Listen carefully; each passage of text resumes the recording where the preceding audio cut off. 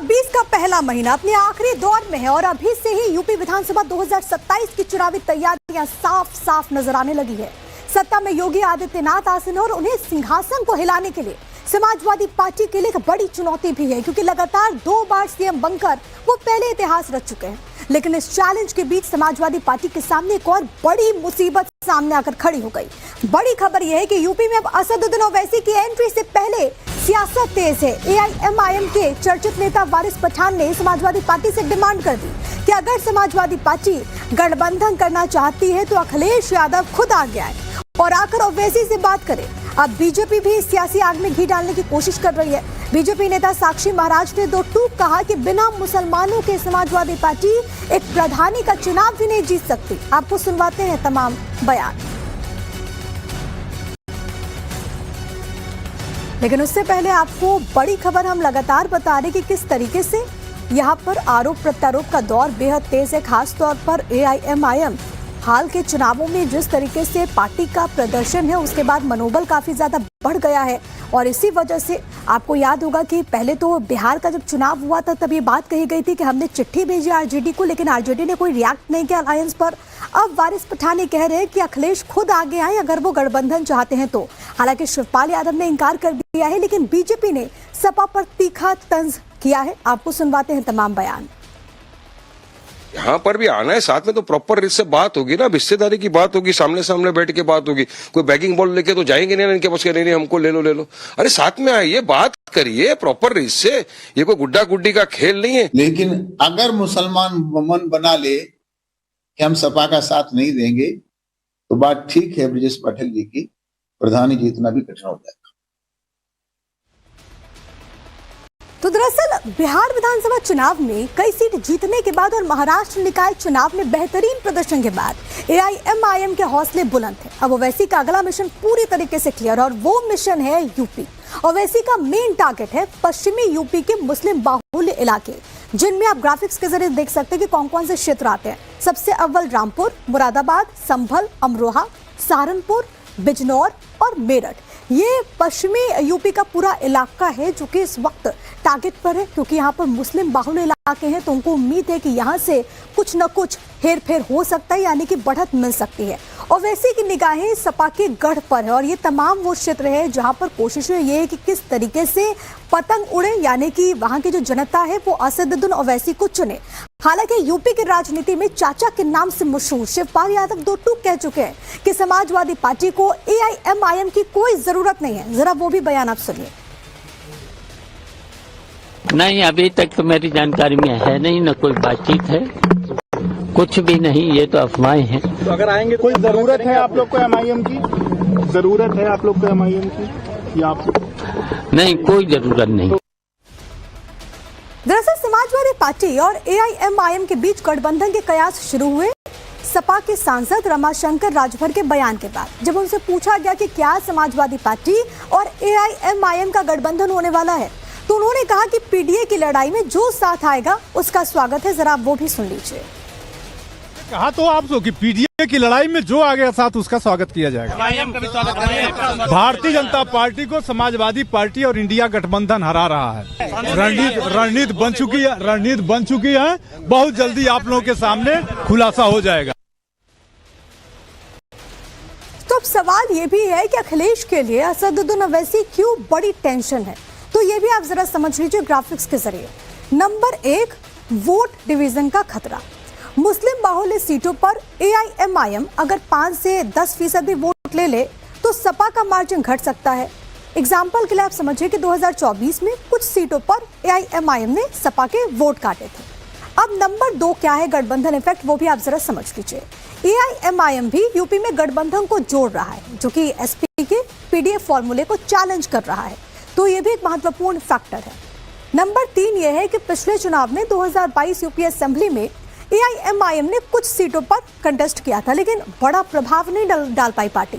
लेकिन अब ओवैसी कह रहे हैं कि अखिलेश की दुकान बंद कर देंगे, जो कि जाहिर है कि समाजवादी पार्टी को एक डायरेक्ट चुनौती है, चैलेंज है।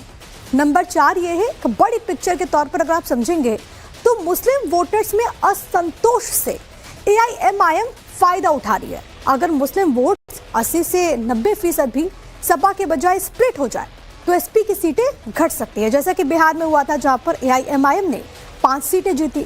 अब जो 5 सीटें एआईएमआईएम ने जीती है उससे आरजेडी को झटका लगा, विपक्ष को झटका लगा। अब तमाम चीजों को आपको और भी अच्छे तरीके से समझाने की कोशिश करते हैं, सीधे आपको ग्राउंड जीरो पर लिए चलते हैं। विनोद मिश्रा हमारे साथ, हमारे सहयोगी इस वक्त कनेक्टेड हैं। विनोद, हाल में जिस तरीके से एआईएमआईएम का प्रदर्शन रहा अलग अलग राज्यों में विधानसभा चुनावों की बात करें या फिर हाल में जो महाराष्ट्र में नगर निकाय के चुनाव संपन्न हुए उसमें एआईएमआईएम पूरी तरीके से कॉन्फिडेंट है कि इस बार 2027 में यूपी के चुनाव में भी वो असर डालेगी। कितना प्रभाव पड़ेगा, किसके लिए झटका, किसके लिए फायदा? देखिए, दो चीजें हैं। जिस तरीके से आपने देखा, शिवपाल सिंह यादव जो समाजवादी पार्टी के बड़े नेता हैं वो कह रहे हैं कि एमआईएम की हमें जरूरत नहीं है। इसके पीछे एक वजह है, जो बिहार में हमने देखा, जो अभी नगर निकाय के चुनाव महाराष्ट्र में हुए उसमें जो परफॉर्मेंस था एमआईएम का उसको देखा, लेकिन उत्तर प्रदेश की राजनीति इससे अलग है। अभी तक जो चुनाव हुए हैं एमआईएम ने कई बार कोशिशें की लेकिन कोई सफलता उत्तर प्रदेश में उसको विधानसभा में चुनाव में नहीं मिली है। इसके पीछे, और जो शिवपाल यादव इतने कॉन्फिडेंस के साथ कह रहे हैं कि हमें एमआईएम की जरूरत नहीं है, उसके पीछे भी वजह यही है क्योंकि समाजवादी पार्टी को ये लगता है कि उत्तर प्रदेश में जो उनका कोर वोटर है, मुस्लिम वोटर है, वो बहुत इंटैक्ट होता है। उसको पता है कि समाजवादी पार्टी एक ऐसी पार्टी है जो बीजेपी से मुकाबला करेगी और जो बीजेपी को हरा सकती है। लोकसभा चुनाव में हमने देखे नतीजे किस तरीके से रहे, जब पीडीए के साथ लेकर अखिलेश यादव चुनाव लड़ा और अल्पसंख्यक समाज उनके साथ इंटैक्ट रहा। करीब 70% से ज्यादा वोट जो है मुस्लिम समाज के वो अखिलेश यादव को मिले और यही शायद उनको ये गट्स देता है, ये हिम्मत देती है कि वो कह सकते हैं कि हमें एआईएमआईएम की जरूरत नहीं है उत्तर प्रदेश में, क्योंकि उत्तर प्रदेश का मुसलमान उनके साथ है। दूसरी बड़ी बात जो है, जो एमआईएम और सुदैन ओवैसी कह रहे हैं कि उनको लगता है कि बिहार में जैसे उन्होंने खेल खराब किया आरजेडी का, जिस तरीके से महाराष्ट्र के नगर निकाय चुनाव में उन्होंने बेहतरीन प्रदर्शन किया, वैसा कुछ प्रदर्शन उत्तर प्रदेश में कर सकते हैं। एक बड़ी बात है, ओवैसी के साथ जो युवा है वो बहुत ज्यादा जुड़ रहा है, उनका क्रेज है युवाओं के बीच। लेकिन जब चुनाव होगा विधानसभा का और उसमें जो मुस्लिम समाज है वो देखता है कि कौन कैंडिडेट ऐसा है जो मुकाबला कर रहा है बीजेपी के कैंडिडेट से, उसको जिताने की कोशिश होती है। उनको लगता है कि समाजवादी पार्टी एक ऐसी पार्टी है जो सीधे तौर पर मुकाबले में है बीजेपी से, और अगर समाजवादी पार्टी के कैंडिडेट्स को हम जिताते हैं, सरकार बनती है तो हमारा फायदा होगा, तो वो बटेंगे नहीं।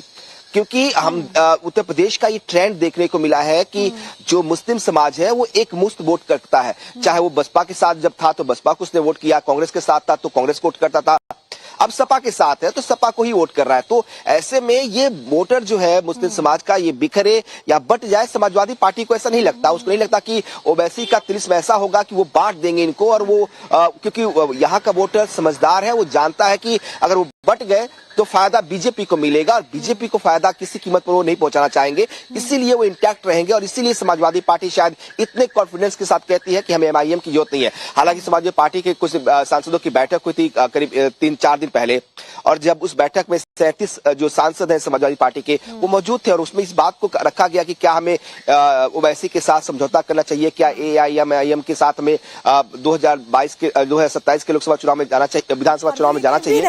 और उसमें बहुत सारे लोग कह रहे थे कि हमें उनको रखना चाहिए। राजनीति में कुछ भी असंभव नहीं है। अब देखना होगा कि आगे यूपी की सियासत से जुड़ी किस तरीके की तस्वीर सामने आती है।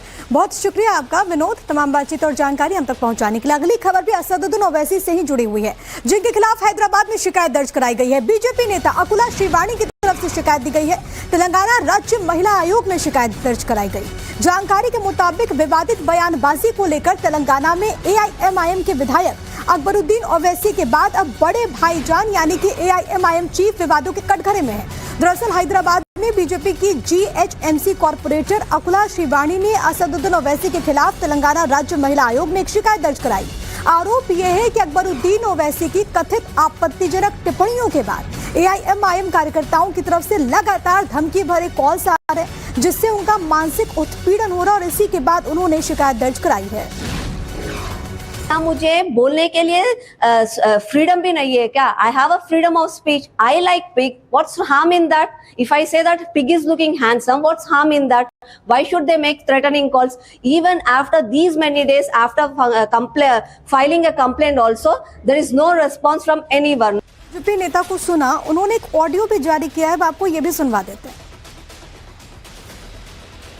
झगड़ा का था, तो आप पागल बातें कर रहे हैं मुसलमानों के खिलाफ। मुसलमानों के खिलाफ मैंने कुछ भी एक बात भी गलत बात नहीं कहा।